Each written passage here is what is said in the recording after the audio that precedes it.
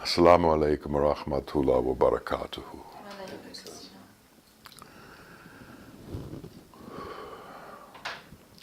God is a power. And that power, that is God, created this world and everything within it. And we are His creations. In this modern age, in today's world, the world has become a smaller place. Not physically, but the ability to get from one place to another quickly has diminished. There was a time when if you lived in what is now known as America, interaction between America and Europe was not possible. It did not happen. Interaction between Asia and Europe was limited. Interaction between the different parts of the world was limited. So people developed their own cultures, their own ideas, and their own way of seeing things. As time went on, people began to learn more about other people's cultures and what was going on in other parts of the world. Now, there are over 1.5 billion Muslims in the world. But when I was in grade school in America, Islam was never mentioned. The name Muhammad was never mentioned. It wasn't within our curriculum. Now, all you have to do is watch the daily news and you find out there's an entire Arab world and you know about the conflicts and the difficulties, the problems and the positive things that are going on in that world. We also know that there's an entire Indian subcontinent, an entire population of billions of people in China, and somehow, where there was a time when we had no interaction with them at all, we now trade with them, and they've become our biggest trading partner and incredibly important to the well-being and the sustenance of our own country. All of these different countries, if you travel to them, India, China, the Arab world, the European world, North America, Australia, have different religions that have taken over those countries. They have different prophets that they claim brought religion to the country. And they all have their own names for God. Some thinking that those names indicate and set forth a God other than other people's gods, and others believe that God is one, indivisible, and the same for everyone. No matter what name you call Him, and no matter what aspects you attribute to Him. Now, one of the things that I have found that is common among all of the religions, whether they be Islam, Christianity, Hinduism, Judaism, Zoroastrianism, Jainism, Buddhism, so many more, they all have as a guiding principle that as man, you should do unto other man as you would have done unto you. So there's the idea of this appropriate way to act. And without defining it, without giving you rules and regulations, it says you have an insight into how to act towards others because you have an insight as to how you wish to be treated. So if you understand how you wish to be treated, you understand how you wish other people to act towards you, this is your guideline for how to act onto others. So we don't need books of law to tell us how to act towards each other. We just need to know how we want to be treated. And in understanding how we want to be treated, the whole array of how we are to act is opened up to us. If we don't like to be screamed at, then we know we shouldn't scream at others. If we don't like to be told directly how to do things and why to do them, we know that we shouldn't tell other people directly. If we don't like to be controlled, we know that we shouldn't try to control other people. We're given an incredible guideline on how to be as a human being by how we want to be treated. In this is the core of things. If we have a religious preference and we don't like other people to tell us that our religion is a poor choice, isn't it then obvious that we shouldn't tell other people that their religion is a poor choice? Now, even though the religions all say, do unto others as you would have them do unto you, they still all say ours is the only way to go, ours is the only way to be, ours is the only religion, and if you want to find the truth, you have to go my way. Well, God is one, and God didn't just create some of us, He created all of us. And if we understand that He created all of us, and we see diversity in the way that He created us, we should understand that God created us in diversity. And there was a reason for that diversity. And there is a kind of unity in that diversity that maybe we don't understand yet, but in fact exists. And part of that unity within diversity is no matter what you look like, no matter what your race, no matter what your color, no matter what your religion, you're one of God's creations. And God wasn't limited in how He could create people. God wasn't limited in how He could create languages.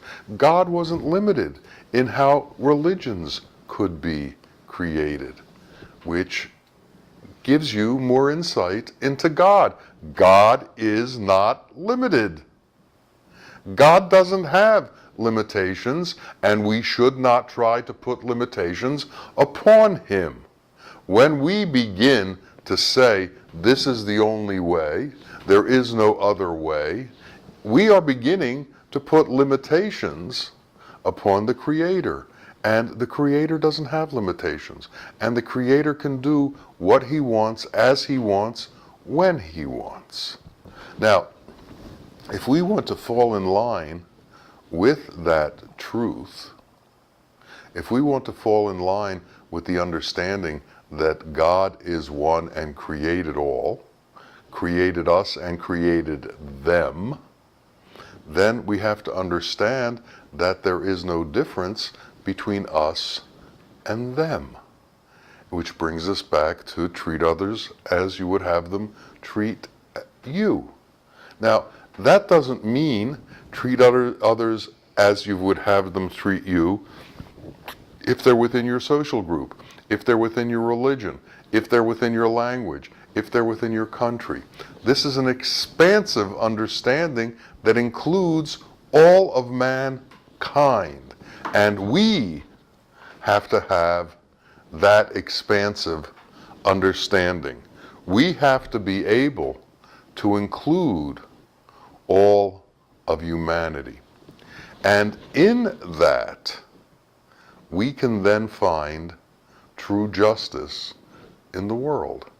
Justice escapes the world because man doesn't treat others as he would have others treat him. Man makes exceptions. Man makes distinctions. Man makes exclusions. And when these things happen, when these distinctions, exclusions are made, justice is lost. Because if he's not like me, he doesn't come under the same set of rules and regulations as I come under. He comes under a different set of rules and regulations. And this goes on all over the world. In India, for years, they had a caste system. Everybody was placed into a certain group of people. And depending what group you were in, you were treated a certain way. And you were allowed to do certain things, and you weren't allowed to do certain things. Many countries are split into systems. In America, people still complain of racism and the fact that people of certain races don't have equal access to the benefits and the fruits that this country is able to offer people because of the exclusion because of their race. People aren't able to get the same kinds of educations. People aren't allowed to be able to get the same kinds of jobs. There's ceilings on how many people of certain races are allowed into certain institutions. Recently, Harvard is being sued by the federal government for exclusionary tactics in its admission processes. And of course, the reaction by the majority is always, if we don't have these exclusions, then our majority will disappear. And there's a great danger in our majority disappearing because our values are higher and our standards are higher. And if we allow ourselves to be infiltrated by those whose standards are lower, then the standards of the entire country will drop and things will become more difficult.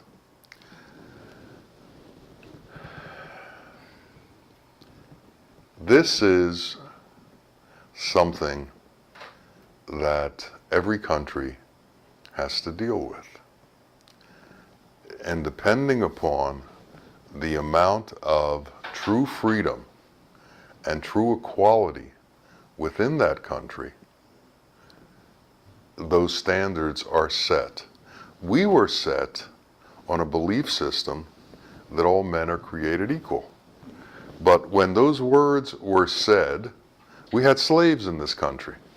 And those slaves certainly weren't treated equally. Women were excluded from voting. They certainly weren't treated equally. As a matter of fact, at the beginning of this country, if you didn't hold land, if you weren't a land owner, you weren't treated equally. You were less than, because they didn't want people making rules or being involved in making rules who didn't have a share in the results of those rules. So if you didn't own land, you wanted to create a system for people without land that would be prevalent. And the landholders obviously couldn't have this. So the haves always want a system that protects the haves, and the have-nots always want a system that will take from the haves, a redistribution of wealth, so to say, and give more to the have-nots. To be able to balance this and to be able to create an equilibrium so that everybody has an opportunity is a very difficult thing. And America is constantly trying to achieve this balance so that everybody has a shot at whatever it is that they think they need in the world. But for us, there's more than just the world. Economic gain, economic viability is a rationale that makes the world work. Without the economic system, it would be very difficult. Imagine if we had a breakdown in America where we have gotten to the point where everything is specialized. We have farmers in Iowa, and we have bankers in New York. And the bankers in New York control the farmers in Iowa as far as their money, and the farmers in Iowa feed the bankers in New York. Now imagine if the farmers were no longer able to feed the bankers. The bankers would have trouble providing money for the farmers in Iowa. So we have this entire segmented distribution of labor in this country. But we as individuals have other objectives and other points of view and other realizations. We realize that money alone isn't going to get us anywhere in the world. Power alone isn't going to get us anywhere in the world. We have chosen to believe in the nature of the power that is the Creator called God. And we have chosen to take a stand that we have faith in His dominion over us and the fact that we reside within His mercy and His sustenance and His care. So we have the world that we have to deal with, we have other people that we have to deal with, and we have God that we have to deal with. And different people approach this in different ways. There are the ones who say, I no longer want to be involved in the world. The world has no justice for me. They go off to monasteries and they cloister themselves from the world, and they stop communicating with the world and make their communication with God alone. They say, you created me, I am your servant, and my life is devoted to you alone. And they separate themselves from mankind. But what they do is they pray for mankind in the midst of their separation. They ask Allah, they ask God to give to mankind that which they need, and to give themselves that which they need. And what they need is God's justice and God's truth and God's understanding. Now, there are those who, while in the midst of the world, work, sustain themselves in the world, and at the same time interact with other people in the world. And, just like the people in the monastery, have chosen to have their faith in God. Yet, they've also chosen not to separate themselves from mankind, not to cloister themselves from mankind, but to interact. And those who have chosen God have also chosen to treat others as God would treat them. And God treats everyone equally. So they've chosen to treat others equally. And they've chosen to act in this world according to God's justice and God's plan, which is as God acts, which is he gives towards everyone. Imagine air, imagine water, imagine sunlight, and imagine the equality within those things.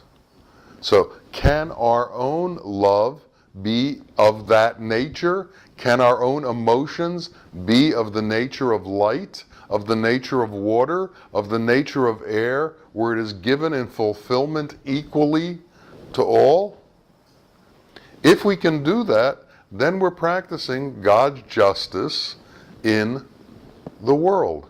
And then there are those who see the world as a place for gain, as a place to make their own stand, as a place for advancement.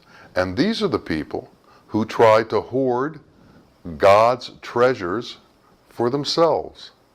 They try to make their own country the most important, to the exclusion of other countries. They no longer have a feel for anybody besides their own people. They are locked into self-aggrandizement and making the self larger and bigger. And that self includes everything they're involved with. So their religion becomes the most important. Their language becomes the most important. Their country becomes the most important. Their way of doing things becomes the most important. And everybody else is somehow less. This is the way that the world is. And the world has countries, and it has boundaries, and it has separations, and each country has to take care of itself. And if you tried to have a ruling body that ran the entire world at once, I believe there would be chaos.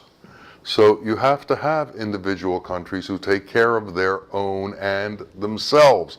But within that, they can certainly have an equanimity among the people within their country. They can have an equanimity between the religions within their country. They can allow freedom to reign for people. So within those understandings, we can see that justice in the world is different in different places depending upon how people act.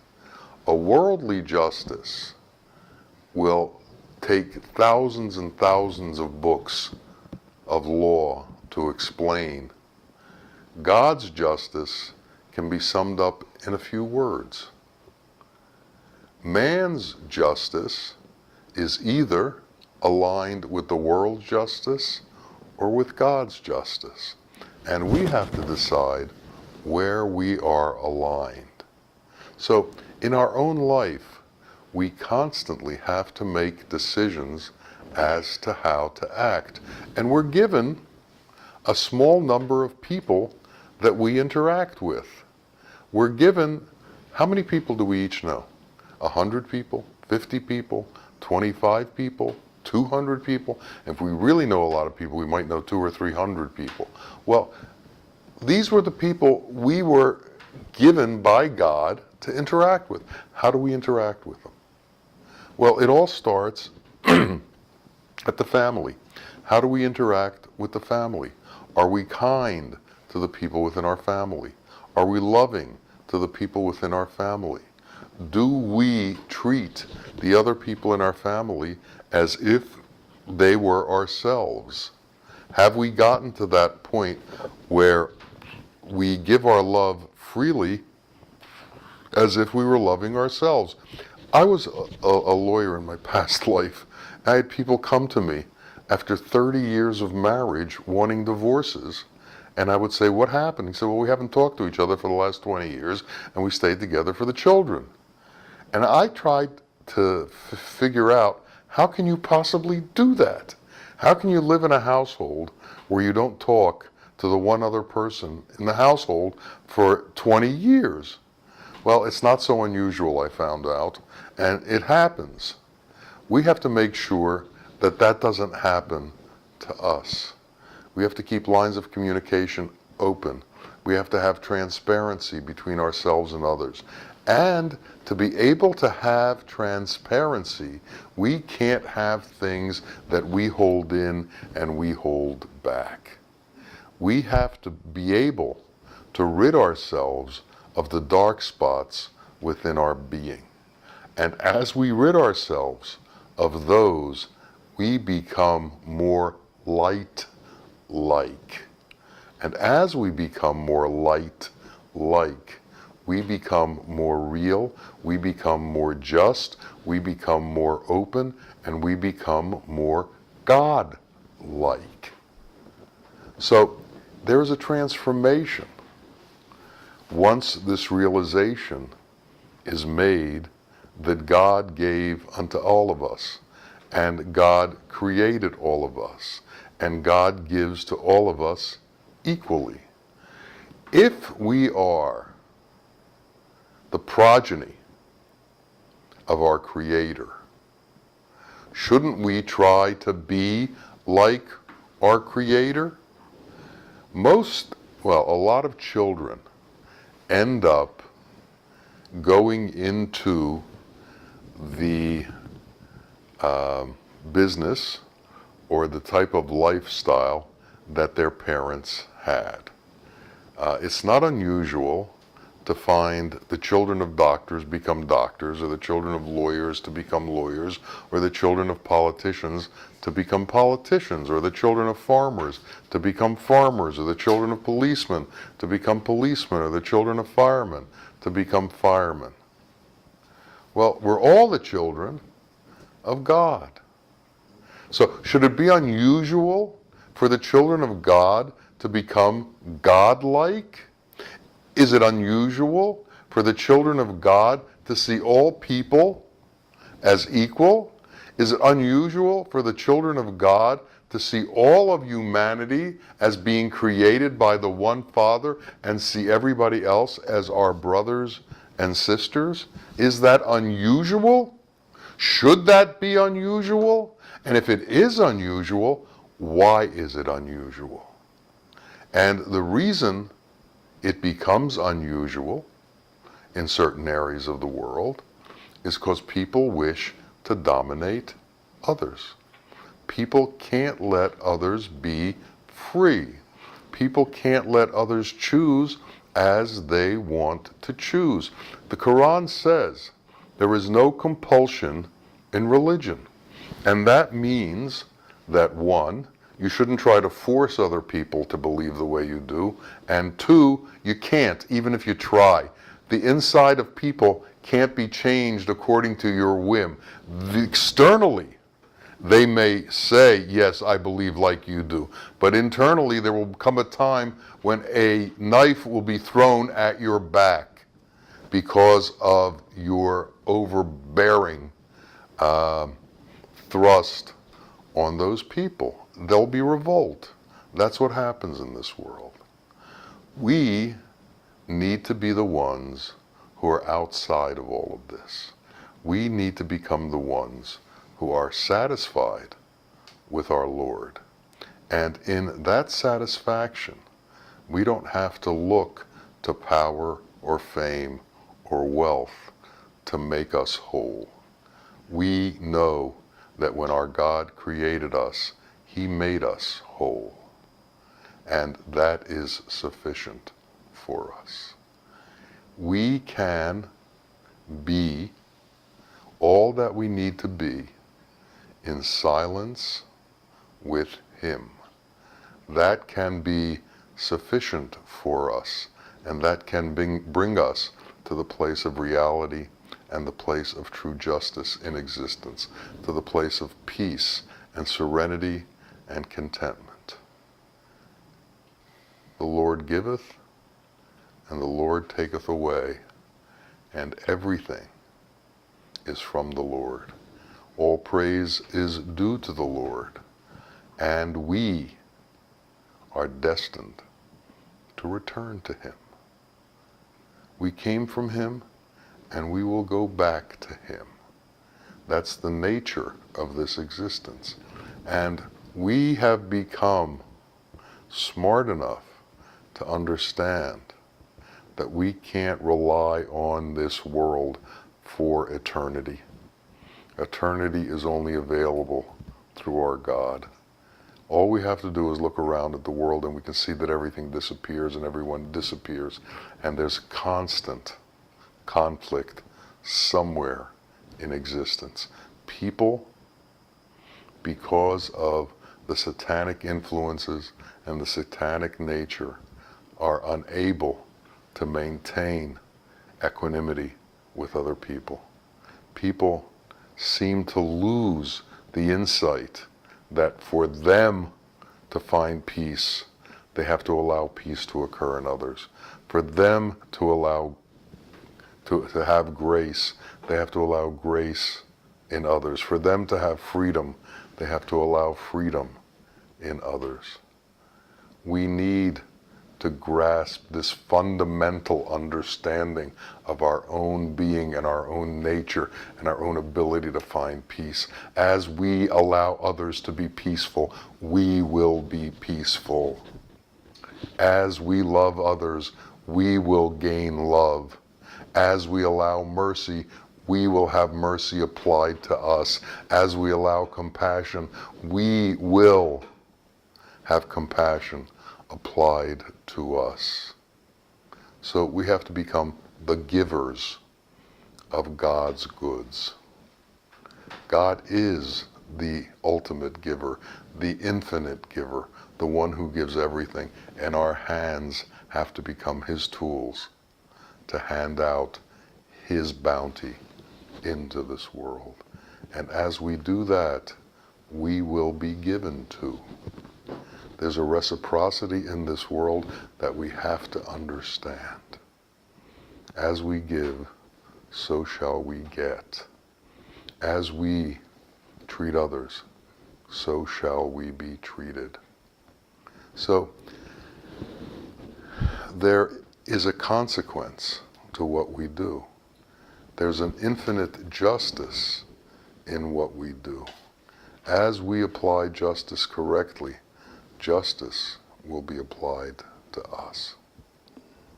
And we have to ask God to allow us to be able to be the ones who do His work and apply His justice. May it be so for each of us. Ameen. Ya Rabbil Alamin. Assalamu alaikum wa rahmatullahi wa barakatuh.